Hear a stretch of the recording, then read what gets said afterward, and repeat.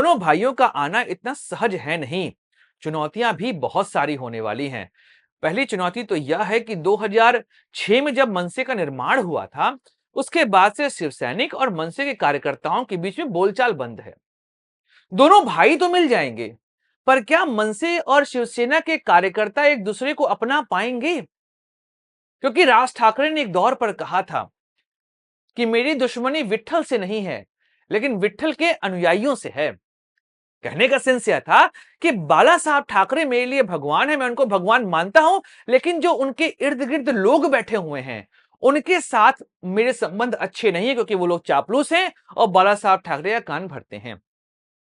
और जब 2006 में मनसे बनी, उसके बाद यह अदावत शिव सैनिकों और मनसे कार्यकर्ताओं के बीच में बहुत ज्यादा देखने को मिली है।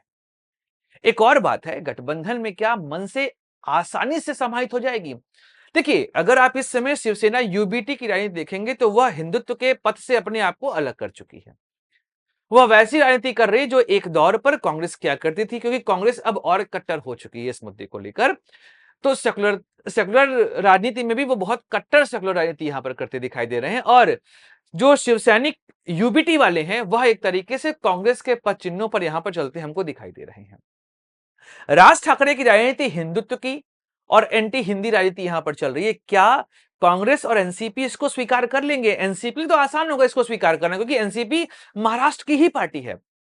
लेकिन कांग्रेस के लिए इसको स्वीकार करना इतना आसान नहीं होने वाला है, क्योंकि कांग्रेस ऑल इंडिया पार्टी है। अगर वहां पर उत्तर भारतीयों के ऊपर अटैक होंगे मनसे कार्यकर्ताओं के माध्यम से, तो राहुल गांधी और सोनिया गांधी, प्रियंका गांधी को इसका जवाब देना पड़ेगा पूरे भारत में, खासकर उत्तर भारत में। और कांग्रेस वैसे भी उत्तर भारत में कमजोर है। अगर इस मुद्दे पर कांग्रेस यहां साथ खड़ी रह गई तो हो सकता है महाराष्ट्र में फायदा मिल जाए, पर उसका घाटा इनको बिहार, उत्तर प्रदेश, झारखंड, एमपी में देखने को मिल जाएगा।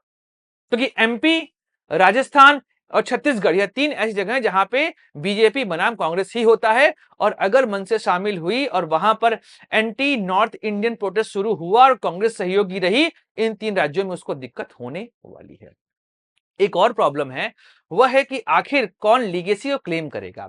इसी लीगेसी क्लेम करने के चक्कर में तो राज ठाकरे अलग हुए थे। बाला साहब ठाकरे ने जब उद्धव ठाकरे को कमान दी शिवसेना की, तो उसके बाद राज ठाकरे अलग हुए।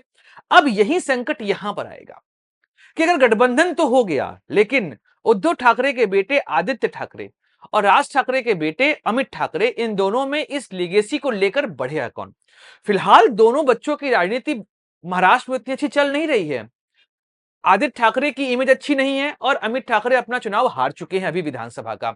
ऐसे में लीगेसी क्राइसिस यहां पर बहुत ज्यादा आपको दिखाई देगी। आने वाले समय में हो सकता है कि यह गठबंधन फिर से अलग हो जाए। पहले तो हो, उसके बाद ही अलग होगा। दोस्तों, 10 स्वदेश एक मंच है जहां पर हम निष्पक्ष पॉलिटिकल एनालिसिस करते हैं। अगर आपको हमारा पॉलिटिकल एनालिसिस पसंद आता है तो आप यूपीआई के माध्यम से हमारी मदद भी कर सकते हैं।